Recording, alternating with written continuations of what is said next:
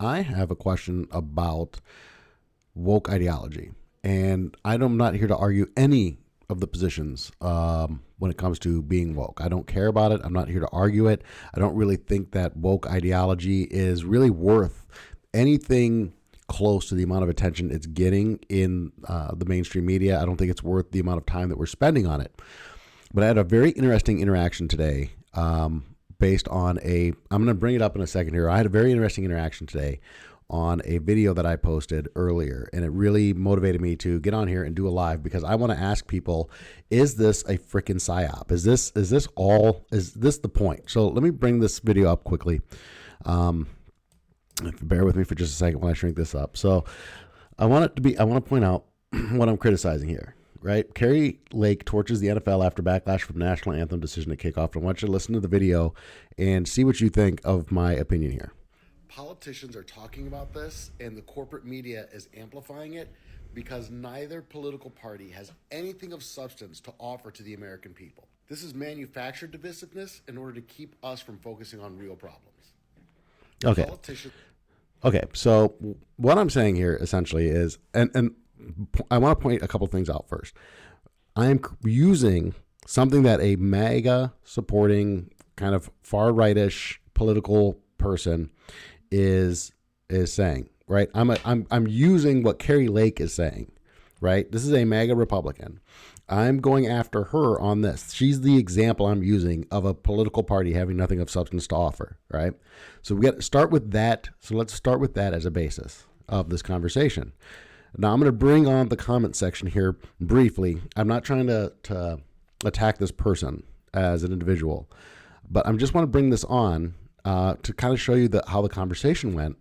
And it doesn't make sense to me. This person's obviously a left-leaning person, pro-choice person, which is fine. I'm not making an argument here. And like I said, my initial criticism was based on something that a MAGA Republican was doing, not somebody on the political left. So this person comes in and stop playing the parties are the same BS. One party just banned abortion and are banning books. F off. I'm criticizing in my video the actions of a MAGA Republican. Why? Why would somebody who leans to the political left, who is pro-choice, who leans to the political left, find this video and so offensive that he had to come in and attack me in that moment? It doesn't seem to make sense to me. And so then I started thinking, so I responded to him and we went back and forth for a while. I don't know how long the comment section ended up being. I'll just drag this over here so we can take a look. We went back and forth for a bit here, right? And I took some shots and I probably shouldn't have probably should stayed above the fray, but he said it's all my little opinion. It's not substantive. So I just broke this down. I said, look, there's 64 million women of childbearing age in the United States, about 650,000 abortions annually, making this a major talking point, not a major issue. This represents about 1% of women of childbearing age. And as you can see, the numbers 0.875% of the population as a whole. This is substantive enough for you. Compare that to the number of Americans facing, let's say, an economic hardship. So my point here is that we're voting based on these social issues while ignoring far more important things. The point of this all is to come back and say why I got drug off into the weeds. The purpose of my initial post was to point out that we are talking about social issues which have a much smaller impact on most Americans than the economic issues we probably should be addressing. I'm going to adjust my lighting here a little bit. That's better. That we're focusing on those things, right? And we probably should be focusing on bigger issues, economic issues. I even went on in the comment section to say, what do you think the average economic position of a woman seeking an abortion actually is, right? So my point being that if we can solve some of these bigger issues, these bigger economic issues, educational issues, real important major issues, not only are those big impact issues that affect more Americans than these small social issues, but it solves some of these social issues as well. Like I would rather, from my perspective, I would rather reduce the number of women who need an abortion. Like that would be I guess that's where I would start. I would say let's reduce the number of women who are seeking this thing by addressing real issues.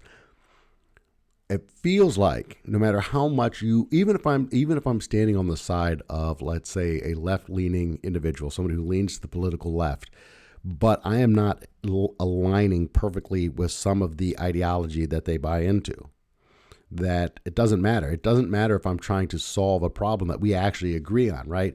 I think housing is too expensive. I think rents are too high. I think we have too much inflation. I think that we need to help and improve educational opportunities for kids, right? And what I'll get in response to that is, I'll get some intelligent input. I'll get some people coming in and saying, yeah, you're right. We should be focusing on these issues. We should talk about these issues. But then inevitably, at some point in the video, at some point in the conversation, somebody's going to come in with an opinion and force their way into the conversation. And it's going to be one of these issues. It's going to be one of these hot button kind of issues where, all right, well, no, we need to talk about trans rights, and we need to talk about, systemic racism. And we need to get in here and talk about something incredibly divisive. Seems like every time there's some kind of an opportunity for someone, look, as a libertarian, I lean to the right. I'm a right-leaning libertarian. Okay. So a lot of my solutions from an economic perspective revolve around increasing opportunity by increasing free market policies, right?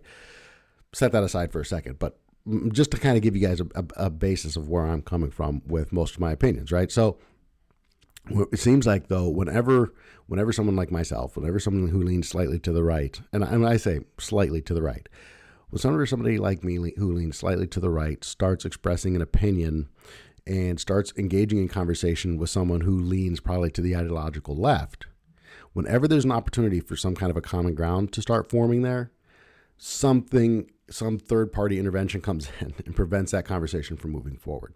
I remember back, I did videos on this a million times. Okay, probably not a million times. I probably have more followers if I did.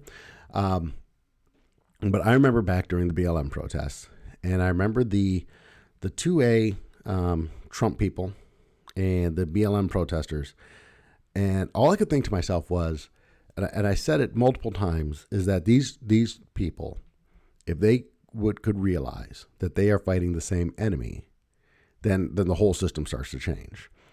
BLM, I always said that the 2A people on the sidelines should be marching in front of the BLM protesters, because you don't have the freedom to protest if there's a curfew assigned to it, right? And they should if the police are going to fire on somebody, hey, fire on me. I'm here with my 2A, right, supporting these people's right, even if I disagree with what they're saying, to speak. And I'm not going to let the state stop them, even though I disagree with what they're saying, because their right to speak is far more important than the actual message, quite frankly, right? And I'm not saying that their message wasn't important. I'm saying the first thing we have to protect is the fundamental right to freedom of speech. And when one gets taken away, then what would we have to do? Then we use the second to protect the first. That's how it's supposed to work. And it just feels like there are forces at play here.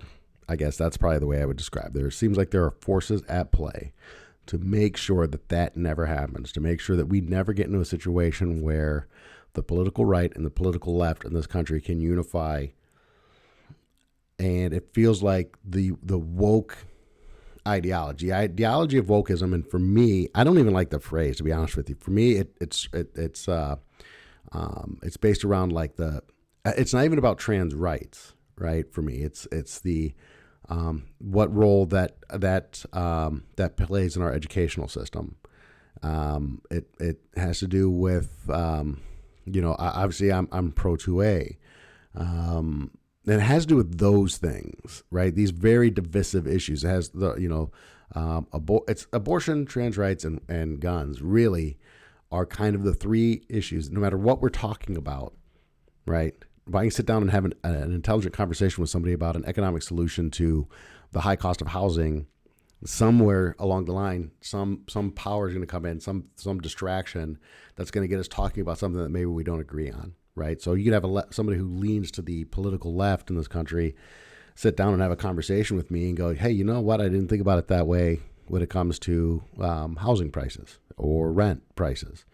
This is another way. Here's another way to look at this. And I agree with you. We need to solve this problem. And immediately you're going to have this intervention almost of this off-topic issue that affects a very, very small percentage of the population come in and go, no, we need to talk about this. We need to introduce this other topic. And it feels like that's always where we end up. And I don't know why that is, but I feel like it's by design.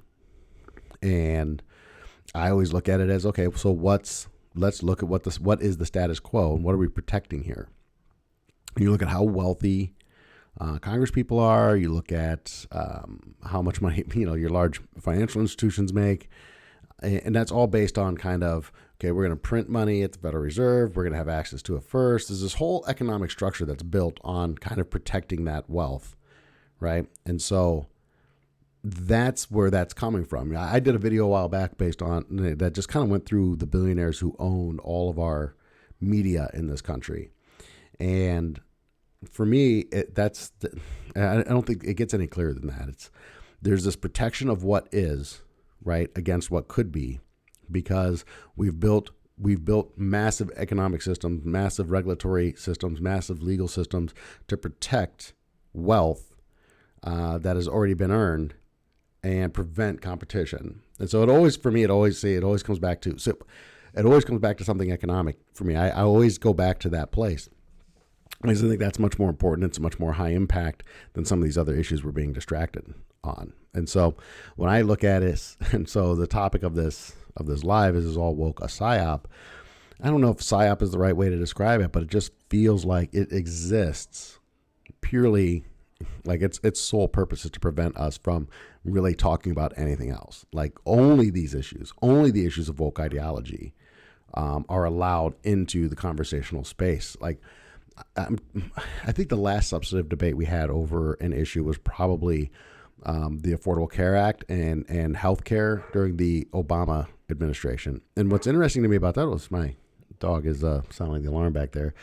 The thing that's really interesting to me is that there wasn't even a lot of alternatives. This is where I think you started being able to expose the fact that neither party had a lot to offer, because when you looked at hope I'm not doing this. When you looked at the general conversation, all you had from the right was opposition to it. You didn't really have the right presenting alternative solutions in any substantive way. You just had them opposing what was being presented, almost as if there is in the answers on healthcare to me are pretty simple. I'll do another video on that down the road here. But the answers to that are relatively simple. Certainly a way to deconstruct the system that we're stuck with right now in terms of healthcare. And it feels like a free market Republican would have tons of responses to some, but that's not really what they had. They just kept talking about how bad that program was going to be or how horrible the ACA was going to be, as opposed to saying this is an alternative solution.